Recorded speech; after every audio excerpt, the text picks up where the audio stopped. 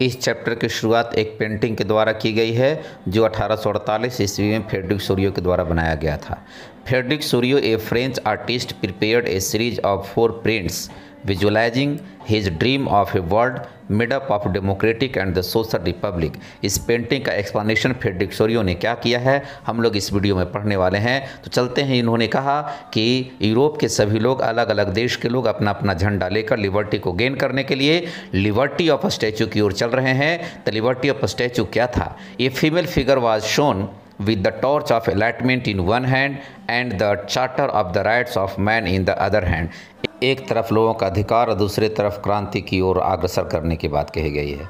और इस स्टैचू के क्रॉस कर चुका है 2 कंट्री, फ्रांस और दूसरा स्विट्जरलैंड। इस स्टैचू के आगे आप देख पाएंगे कि किस प्रकार से मोनार्की सिस्टम को समाप्त किया गया है।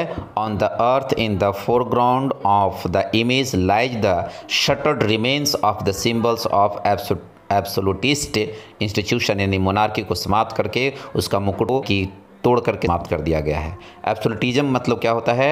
Absolutism a government or system of rule with a lot of control power. So refers to any monarchy or government, यानी कि एब्सोल्यूटिज्म की जगह पर उन्होंने मुख्य आइडिया था यूटोपियन को इस्टेब्लिश करने के लिए। यानी utopian vision means a vision of a society that is also ideal that it is unlikely to actually exist. यानी कॉन्स्टिट्यूशन का अपना एक रूल होना चाहिए, लोगों का रूल होना चाहिए, यानी on the place of the monarchy democracy should be establish. और आप देख रहे हैं कि फ्रांस के लोग जर्मनी के झंडे को लेकर आगे की ओर बढ़ रहे हैं, स्टैच्यू ऑफ लिबर्टी की ओर जा रहे हैं। और एक आप देख पा रहे हैं कि ऊपर से ब्लेसिंग दे रहे हैं, यानी कि from the heaven above Christ saints and the angels अब ब्लेसिंग दे रहे हैं। और अलग अलग देश के लोग अपना अपना झंडे को लेकर के और लिबर्टी ऑफ स्टैचू की ओर जा रहे हैं, जो कि आप देख पा रहे हैं, जिसमें कि आपका पोलैंड है, लोम्बार्डी है, इंग्लैंड है, आयरलैंड है, हंगरी,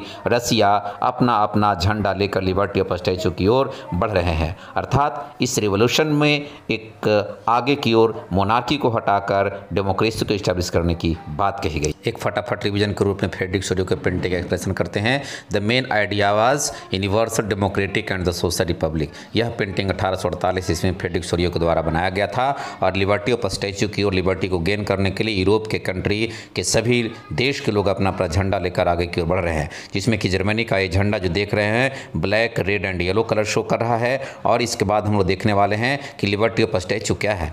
तो ये female figure was shown with the torch of enlightenment in one hand and the charter of the rights of man in the other hand. एक हाथ में मशाल और दूसरे हाथ में अधिकार की किताब के बारे में शो किया गया है। अर्थात मैं रिवोल्यूशन क्रांति लाऊंगा और मैं अपने अधिकार को गेन करूंगा, मैं अपने अधिकार को प्राप्त करूंगा। इसके बाद लिबर्टी ऑफ स्टैचू को क्रॉस करने वाला 2 कंट्री है, एक स्विट्जरलैंड और दूसरा फ्रांस। अर्थात 2 कंट्री है जो नेशन स्टेट बना चुका है। और इसके पीछे लिबर्टी ऑफ स्टैचू के आगे धीरे धीरे धीरे करके यूरोप के अधिकांशतः देश आगे की ओर बढ़ रहा है।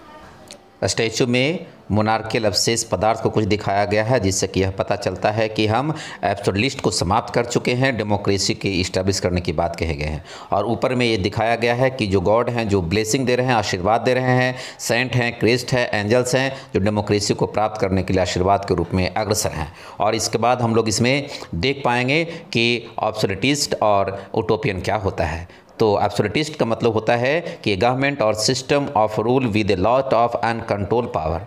It also refers to and the oppressive monarchial government.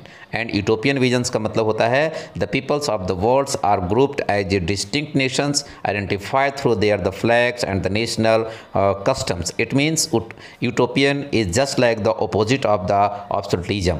और एब्सोल्यूटिज्म की जगह पर यूटोपियन को इस्टेब्लिश करने की बात फ्रेडरिक सोरियो ने कही है। और हम लोग इसमें देख पा रहे हैं कि किस प्रकार से अपना अपना झंडा लेकर हर एक देश के लोग आगे लिबर्टी ऑफ स्टैचू की ओर बढ़ रहे हैं, जिसमें पोलैंड, हंगरी, डेमोक्रेटिक रिपब्लिक इत्यादि कंट्री आगे की ओर अपना रिपब्लिक गेट करने के लिए बढ़ रहा है।